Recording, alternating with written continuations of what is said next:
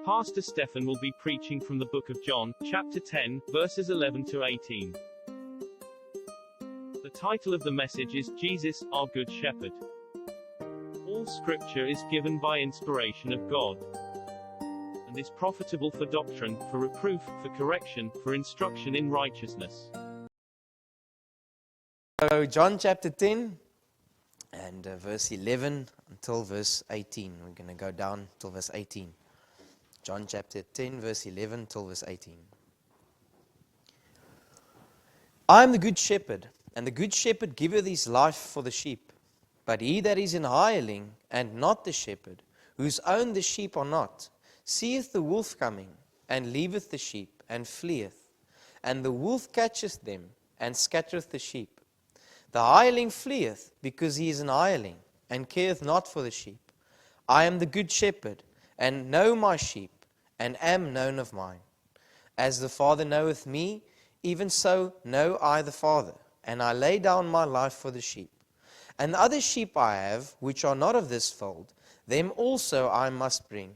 And they shall hear my voice, and there shall be one fold, and one shepherd. Therefore doth my Father love me, because I lay down my life, that I might take it again. No man taketh it from me, but I lay it down of myself. I have power to lay it down, and I have power to take it again. This commandment have I received of my Father. Let's pray.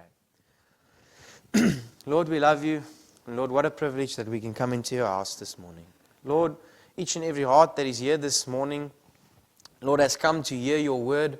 And Lord, I pray that your word would speak to our hearts this morning, Lord. I pray that you would speak through me, Lord. I pray that it would be your words, your truths, your conviction, Lord, going into our hearts, Lord. And there's many things happening in this passage, Lord. There's conviction, there's comfort. And Lord, you know each and every heart and what each and every heart needs this morning, Lord. One needs to be convicted and another one needs to be comforted, Lord. And I pray that you would do that this morning. I pray this in Jesus' name. Amen. So, as I mentioned, I'm always trying to just give a quick background and an understanding of what's going on. And if you are new, that we've been going through the book of John now for the past, I would say, 1.5 years. And we're now in John chapter 10. And as I've been mentioning the whole time, the Bible says that the purpose of the book of John is that a person might believe. These things are written that a person might believe, and that believing in the name of in Jesus Christ, that person might have life. And so when you look at the chapters and you start to go through and we preach it verse by verse, you see a lot of emphasis on belief. And when John said at the end, this is the purpose of the book, he wasn't lying. It really speaks about belief a lot. And the other day, I was speaking to Uncle Richard, and Uncle Richard, thank you so much for posting all those messages on Facebook, on YouTube. And we spoke to each other and we said, yeah, it feels like when you look at the titles, it seems like it's all the same thing the whole time. And I said, yes, it does feel like that. And then when you start to look at that and you analyze and say, Lord, and then you realize belief is very important. It's very important to God. It's the most important thing. It will determine your eternity. And then when you look at belief and you see how God, our Jesus, in so many different ways tries to explain to people and try to make people understand what is true belief, you see and you start to understand why it was so important, why the book of John, and why it all deals with belief. And one of the big reasons why it's so important is if you look at the Pharisees and you look at the deception there is when it comes to belief. Now, each and every Pharisee that saw Jesus, that persecuted Jesus, all in the back of their minds thought themselves to be believers. And today you will find the same. You will find that there's people that call themselves believers under the impression that he knows God and he says he believes God, and then try to find the fruit of that belief. And then we'll take the same example of the Pharisees, and we'll see the Pharisees, they had an outward conviction and a hatred for sin. Right? And then the person might say, well, if I have a hatred and a conviction for sin, then I must be a believer. But then you go to the heart of that and you start to realize, well, yes, I've got a disdain for the LGBT community, but I've got no real conviction with fornication in my own heart. Yes, I have a conviction, or I don't enjoy or I don't like what the society is saying and the social justice issues, but within my own heart, I have no real problem with my own sin. And then you start to realize, well, that's not real conviction of sin. Then if you see the Jews and the Pharisees keeping God's law, and they might say, well, I believe because I keep God's law. And then you start to realize, but they are trusting in them keeping God's law. You start to realize, well, that's not true belief also. Then you go and you see that they have a visible desire for heaven. And what they are doing is for heaven. And you say, well, if a person has a desire for heaven, then he must be a believer. But then you start to realize, but this heaven is and this peace that they are looking for, and also the heaven that they wanted to create on earth when they wanted Jesus to become this leader of just taking away all their issues, it's more of a personal comfort. It's more of a personal thing. I'm not concerned for heaven because I want Jesus to be there. I just like the roads that are gold, and it seems like a very nice place, and it might be a nice plate of food to eat there. Then you see they have a definite and distinct hatred and difference from the world, living different from the world. You see the Pharisees living completely different from the world. But yet then if you see in their own hearts, the world's not out of their own hearts. Although they say and claim that they do not agree with the world. And then you start to see all these elements of them thinking they believe. And Jesus is exposing that. Because exposing a man's false belief is doing him a favor. You see, they pray. Bible says, for your long prayers. And so you think, but I pray, Lord, and I must believe. If I pray then, and if I do the outward forms of religion, it must then prove that I'm a believer. And yet God says to them, you make a pretense of your long prayers, and I don't hear your prayers. And you say all these wonderful words, and Lord, I'm not like the sinner.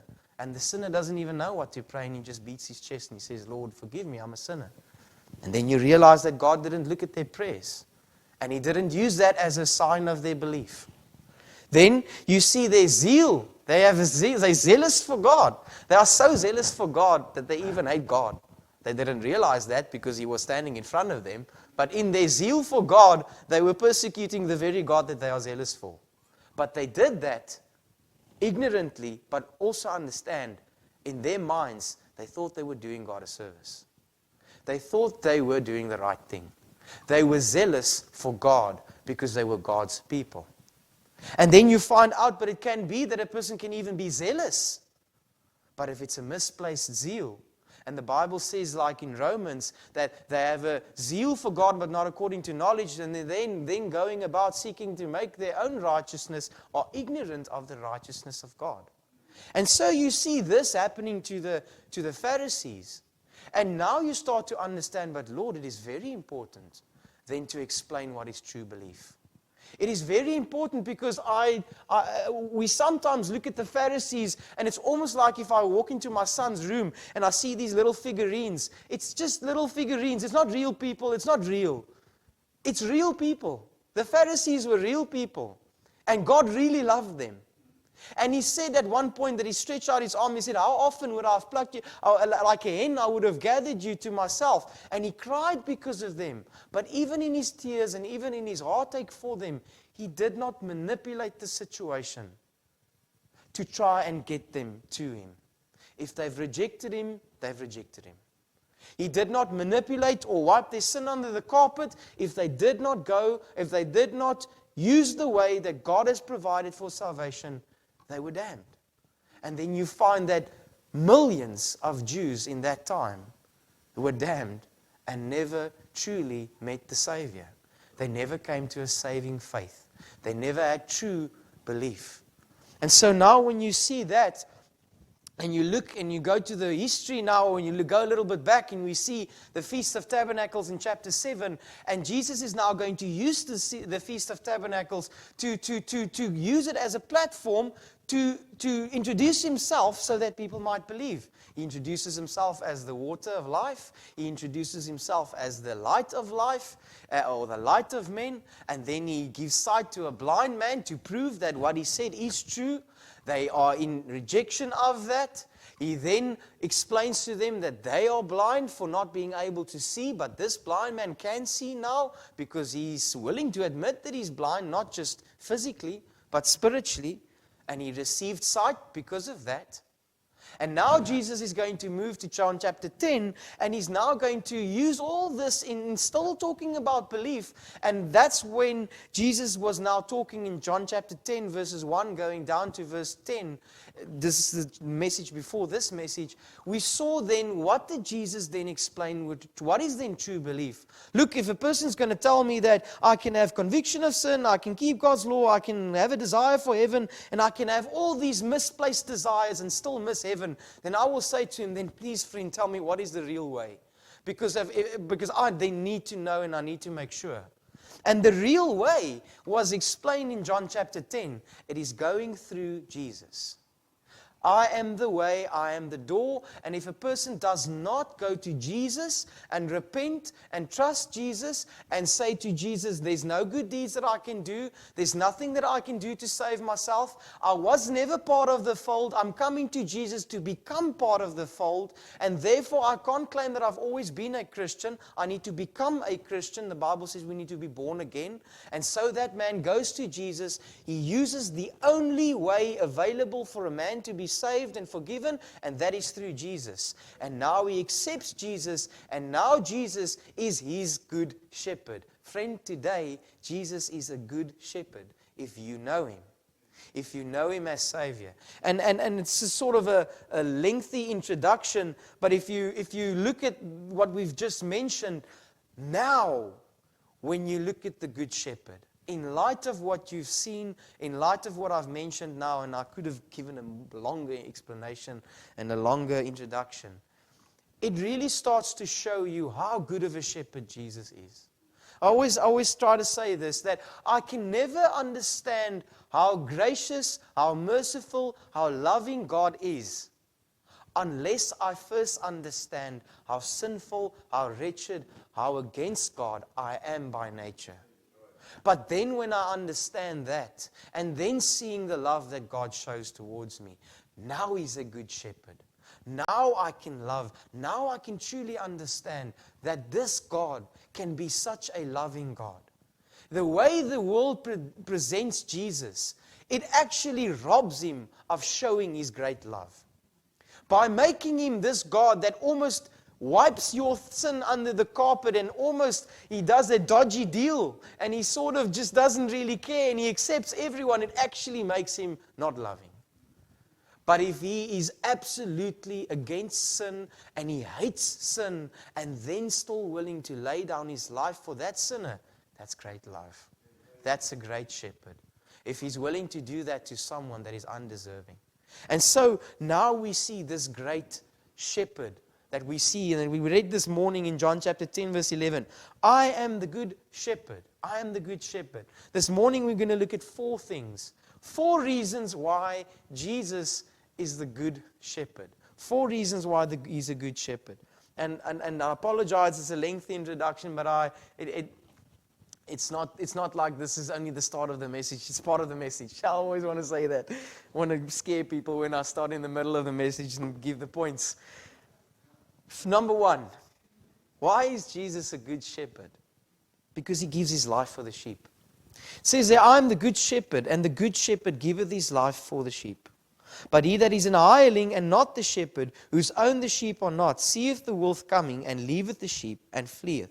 And the wolf catcheth them, and scattereth the sheep. The hireling fleeth, because he is an hireling, and careth not for the sheep. Now this was very offensive to the Jews, because He just told them that they are blind, and in essence telling them that they are blind leaders leading the blind. Now He goes and He used the shepherd example of saying that He's the good shepherd. And when He said the hireling, they knew at that point in time Jesus was saying, I'm the good shepherd. Friend, you are a hireling. You pretend to lead the flock of God, but you are damning them. You pretend to care, you pretend to love, but you lay the law on them and you are not even willing to help them keep the law. You are giving them all these things, all these commandments, and you are just, especially the leaders are just, if you look at how Jesus went into the temple and seeing how they just exposed and took advantage of the people, we start to realize that those are the hirelings. Now, a hireling in today's time is someone that's standing in front of a pulpit that is just giving blessings and love and promises to people, and they've got no idea that the people need a Savior and that they need the deliverance from their sin. They make people believe that everything is fine and Jesus will give them and promise them everything if they just have enough faith and if they just give enough. That is a hireling. That is a hireling, and that is not a man that is faithfully dealing with people's souls, because faithfully dealing with a person's soul is trying to first explain to him his need of a Savior. And so when the real issues come, like today's time and like what we're seeing in the world today, we're going to see a decline in the fake churches and the fake names and the people that make all these promises, and then they can only say in Jesus' name COVID must go away for them to realize that it's not going away, and they are false preachers and they can't say that. And then you start to realize what is true and what is not. And Jesus is saying that there's false ones that would look after and pretend to look after the sheep. But here's the promise. There's a good shepherd. And that good shepherd is Jesus. And that good shepherd is so good that he would lay down his life for the sheep. That he would lay down his life for you and I. No greater love has any man seen that he would lay down his life for his friend.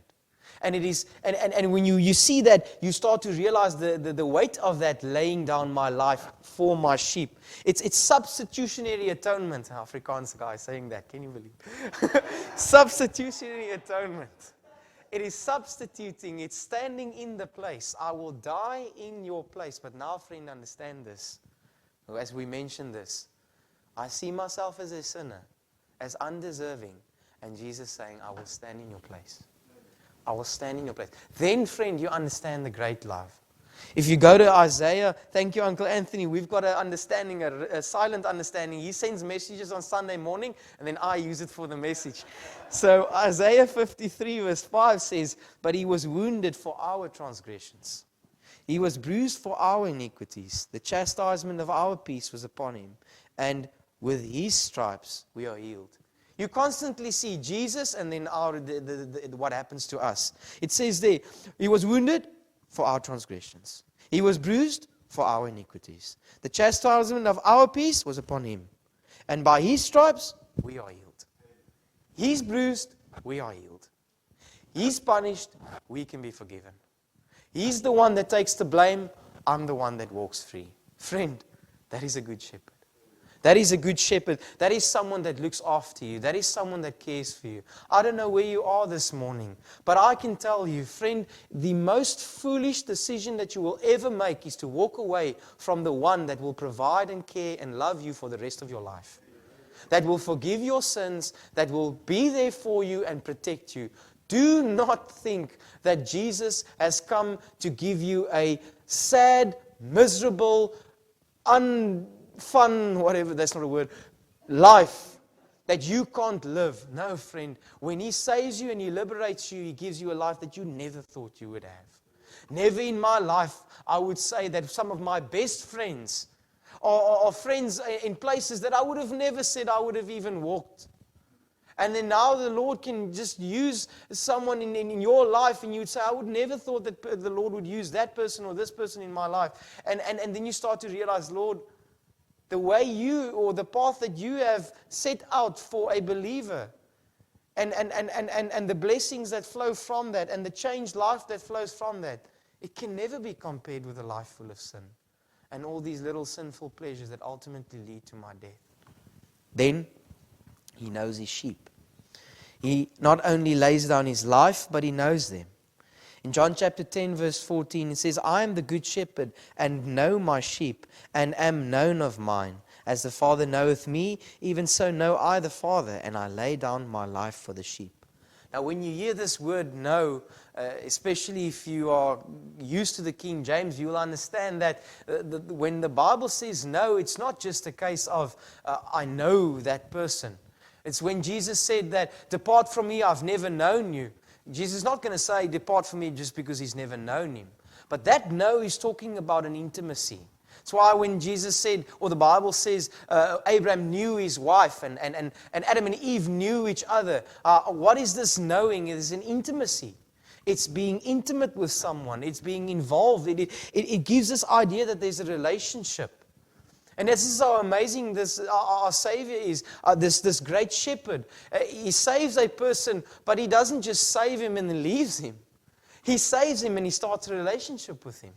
He's involved in his life. He's involved in his cares. He's providing for him. He comforts that believer. Friend, I do not know what you are facing this morning, but I am convinced of this, that if you are a saved Christian, that God is constantly working out everything for your good, because He's the good shepherd. And the thing that you might feel overwhelmed with now is going to turn out to be a blessing to you. It's going to turn out to be a diamond. And what you might feel as something just refining you and challenging you and convicting you, and you might have fears and you might have doubts, if you are saved, God gave the promise that He's going to work that out for the good for those that love God and are called according to His purpose. Just stay in the boat. And just trust God and know that He's in control. He is the good shepherd. He cares, He provides, He knows. He's intimately involved. Isn't it amazing? Isn't it amazing that if I pray today, although, and anyone in this room would say the same, you feel so unworthy, and you are so aware of who you are and how you fail God, and yet when you pray, there's a God listening and responding and answering. The God that has the span of the universe in His hands. And then He's listening to my prayers. I cannot comprehend that. I can't. God could have easily just said, I forgot about you. There's 8 billion other people. I don't have to worry about you. But yet He's intimately involved in each and everyone's lives. And He knows the very hairs on my head when I pray. Friend, He's a good shepherd. Then, Jesus loves all types, and He makes no distinction. And other sheep, in verse 16 says, and other sheep I have, which are not of this fold, them also must I bring, and they shall hear my voice, and there shall be one fold and one shepherd. Now, if you are a scientist, you'll probably think these are aliens. Well, who is the other sheep that He will find in a different fold? No, this is speaking about the Gentiles. God was speaking to the fold of Israel, and He's saying, well, it's not just the fold of Israel that I've come for. I've come for the whole world. I want to reach the Gentiles also. I want to save everyone. I want to go out. I want men and women to come to faith in Christ. And it's not just for you exclusive Jews that think yourselves to be better than everyone. The only reason He chose the Jews is to make His name known.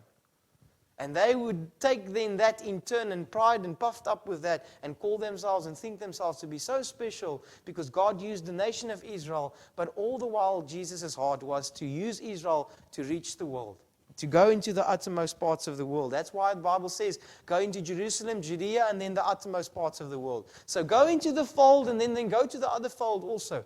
And go and find and go and reach and go and share the gospel that all those might come to the fold of God.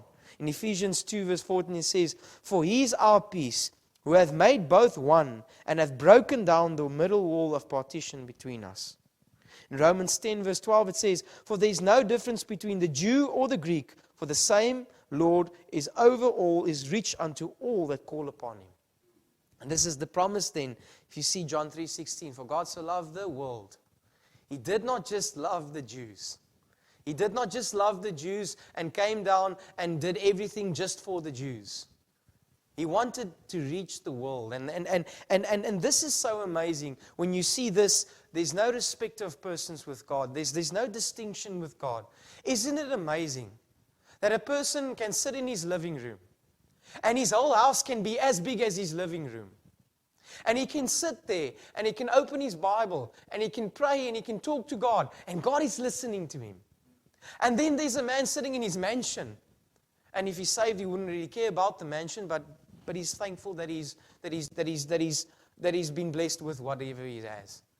And that man sits down and he opens his Bible and he prays. And it's the same God that's listening. It's the same response. It's the same love. It's the same care. And whether I'm rich or poor, or whether I'm pretty or ugly or whatever, God looks at me and He's so intimately involved and He cares and He's got no concern with your color or your race or whatever you have. Or, oh friend, it must be a terrible thing if your heart thinks that God loves one race or one person or one specific group more than another. You do not have Christ in your heart if you think that. You cannot have the love of Christ in you if you think that. If you see God, you see a God that makes no distinction. And He loves everyone. And He wants all to come to faith. But now I will say this, and this is so careful because it's like Pastor Kevin mentioned, you don't want to change what the truth is because the world is changing. Yes, God loves everyone, but He's in no ways going to compromise His holiness. He's in no ways going to compromise His righteousness to make that love applicable to someone if that person is going to reject and live in rebellion. If that person is not going to turn to Christ, there is no hope for that person. God will lovingly send that person to hell. And God will love him all the way doing that. And you might say, but I can't understand how a loving God can do that. A friend, a loving God must do that. A loving God must punish sin. If He's not a loving, if he's not going to punish sin, then He's not a loving God. And I can't imagine what heaven would be like if unconverted men would be there. And if men that are not made right with God would walk around in heaven and not actually love Jesus, because the very idea of a righteous God is against their hearts and their rebellion against that. But then they are forced to be in heaven. That's not love. Then, lastly, why is He able to be such a good shepherd? Why is Jesus a good shepherd? In verse 17, therefore doth my Father love me, because I lay down my life that I might take it again. And no man taketh it from me, but I lay it down myself. I have power to lay it down, and I have power to take it again. This commandment I have received of my Father. This is something that we've been mentioning. I think almost in line with belief is Jesus being God. And that's almost the two main themes of the book of John. And you'll see Jesus talking about that many times. Why is Jesus able to be this good shepherd? Because He's the very God of the universe. Why is it so offensive? Why is it such a grave sin when they said crucify Him? It's because they said crucify to the very God of the universe. The one that has created the whole world. They've rejected. But He's the King. He's the King of the universe. Come down in flesh, revealed Himself to man, and He's the King of the universe. And therefore Jesus is able to be the great shepherd and lead and provide and care. Friend, one question, is He your shepherd? That's all. Is He your shepherd? Did you come to faith in Christ the only way that He's made available? And that is through His Son, that is through the door. That is by faith and repentance. Admitting yourself to be sinful and cannot save yourself. It's nothing you can do out of your own. You receive Christ by His mercy and His grace. It's not because I'm trying to do or trying to impress or trying to somehow earn God's forgiveness or favor. And if that is true about your life, He's your shepherd. And then here's the comfort. Because I believe in this time we need comfort. Definitely need comfort.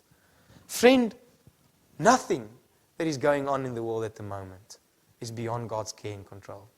Nothing that is going on around you and what happened to your neighbors and what is happening in Gauteng, nothing is beyond God's control.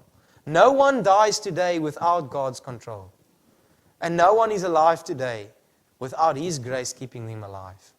And friend, He's the great shepherd and the shepherd of your soul. Is He your shepherd this morning? Let's pray. Dear Lord, we love You and we thank You so much, Lord, that You are such a good God, Lord. Lord, that You are the shepherd, Lord. That You have laid down Your life for the sheep. That You care, provide, that You make no distinction, Lord. Lord, that you are intimately involved, Lord, with each and every one. And Lord Jesus, you are the very God of the universe. Came down in the flesh and died on the cross for our sins. Lord, we are so grateful for that. Lord, never in our lives can we repay what you have done for us, Lord. We can humbly live out our faith, Lord, but we could never repay it, Lord. And Lord, we just want to say thank you this morning. We are grateful, we are humbled, Lord, by what you've done for us. And Lord, we are grateful that you are our shepherd and that you lead and that you guide, and that when we walk away and we go astray, you bring us back. Lord, you are always there, providing, caring. Lord, we are so thankful for that. With head bowed and eyes closed, I want to ask you just 2 questions this morning. The most important question, and as I already asked, is Jesus your shepherd? When you look at this belief and you start to realize it is not just saying with your mouth, but it is a true belief in your heart. And it started the moment when you were convicted of your sin and you turned to Christ and you received Him by His grace and mercy, because there's nothing out of yourself that can save yourself. Friend, the Holy Spirit must convince you of that and show you if you know Him as Savior. Friend, if you do not know Him as Savior, then I will ask you, come after the service and come and speak to us. And I can show you, and we can show you from the Bible what God has done for you. Our God has made one way available, and that is faith in His Son, Jesus Christ. Will you turn to Him and will you receive Him as Savior? Then for the person that knows Christ, you've perhaps forgotten that He's the shepherd of your soul, that He's your shepherd, that He knows, that He loves, that He cares. I don't know what you are facing this morning, but can I encourage you to give that to God this morning? Can I encourage you to say, God, I'm not going to allow this to overwhelm me, because you are my shepherd. You have never failed anyone, you have never failed me, and I will trust you that you are in control of this situation. Lord, you are in control even if you take my life tomorrow, because it is your will and it is your goodness, and you will never forsake. So now this morning, Lord, I give everything to you, and tomorrow and tonight I'm going to stand up and I'm just going to serve you with all I have in simplicity, and just serve you and know that you are in control and that you are working out all things for the good for those that love God and are called according to His purpose. Let's pray. Lord, we love you and we thank you so much for this morning, Lord. We thank you so much, Lord, that you are the shepherd, Lord, of our souls, that you are the good shepherd, Lord, that you have never failed us and that you will never fail us, Lord. And Lord, I also pray for the person that does not know you. Lord, I pray for the person that perhaps is making the claim of belief but does not have true belief, Lord. Lord, especially for that person that is confused, Lord. I pray, Lord, that you would show that person that it can only be by faith and repentance. That it can only be by turning to you with nothing in their hands, Lord. Convinced of their sin, Lord. In needing you as a Savior and receiving you to forgive them, Lord. Receiving the forgiveness and the righteousness and the goodness that is found in Jesus and not in themselves, Lord. I pray, Lord, that you would convince them of that and that they would turn to you. And I pray for the person that is discouraged and downhearted this morning, that is looking around and looking at the news and is feeling overwhelmed, Lord. I pray, Lord, that you would once again remind that person that nothing that is happening and will happen is out of your control, Lord. We pray this in Jesus' name. Amen. Please visit us at 10 Van Plettenberg Street.